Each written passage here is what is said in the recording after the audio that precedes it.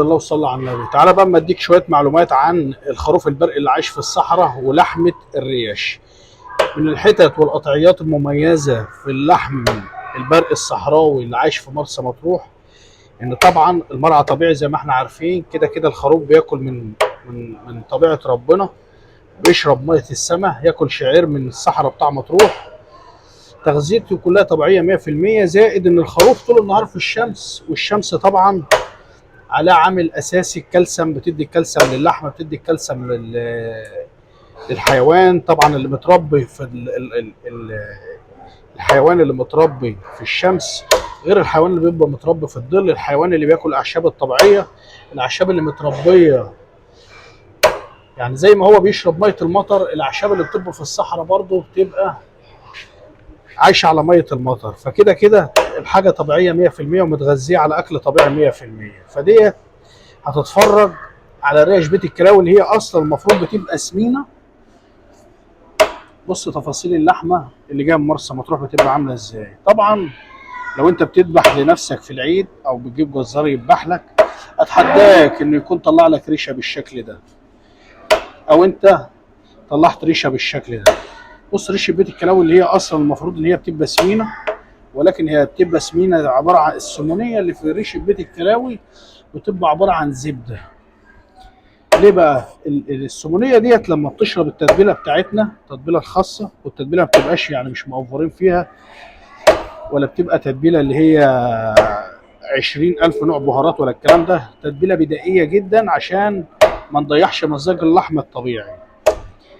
حته اللحمه مش محتاجه كلام عن نفسها، اللحمه كده كده مرعى طبيعي. حتى الاعشاب اللي هي بتاكلها اعشاب طبيعيه، ما بياكلش زي الخرفان اللي بتبقى في الفلاحين واكله برسيم واكله عيش واكله كلام فاضي. بنديك حاجه طبيعيه 100% من المرعى لحد الخروف لحد السلاله نفسها. يعني الخامه نفسها، الخروف نفسه لازم يكون برقي وجاي من مرسى مطروح. واحد الله صلى على النبي واعمل لايك. هتقول لي مكانك فين؟ هقول لك في اسكندريه في سيدي جابر، اخر شارع المشير هتلاقي قريه كمونه المشويات والاكلات البدويه اللي هي الفرع الرئيسي بتاعها في مرسى مطروح. تعال بص اللحمه عامل ازاي. تعال هات الكاميرا كده وهات من الناحيه دي عشان تظهر شكل اللحمه. بص اللحمه، بص اللحمه عامله ازاي. دي ريشه بيت الكلاوي اهي اللي هي ظهر الخروف اللي احنا بنقول عليها سمينه. انتاجها ازاي؟ الظهر ده طبعا متغذي من شمس ربنا الطبيعي. بص يا باشا الريشه، تعالى جنبي كده، تعالى جنبي هنا كده عشان تجيب تفاصيل اكتر. بص هنا، هات هنا، هات اللي احنا قطعناه. بص شكل الريش يا باشا،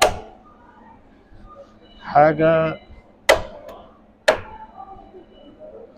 بصراحه. قبل ما تسال على سعر اللحمه اسال على جودتها الاول.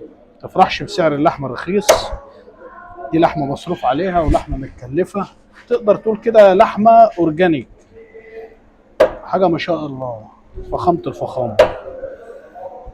زي ما قلنا في فيديوهات كتير وهنقول تاني 100 مره، اساس اي مطعم لحوم او اساس اي مطعم مشويات هي حته قائم على حته اللحمه، ونجاح اي مكان بيبقى قائم على حته اللحمه.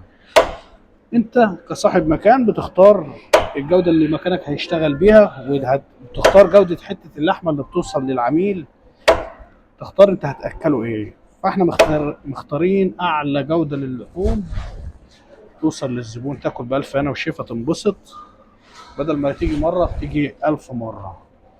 وزي ما قلنا قبل كده في كذا فيديو، اللي بينافس على السعر هياكل الزبون عنده مره، انما اللي بينافس على الجوده الزبون هياكل عنده 1000 مره. واحد لو صلى على النبي، وما تنساش تعمل للفيديو ده لايك وشيره مع اصحابك عشان يعرف يختار اضحيه العيد صح.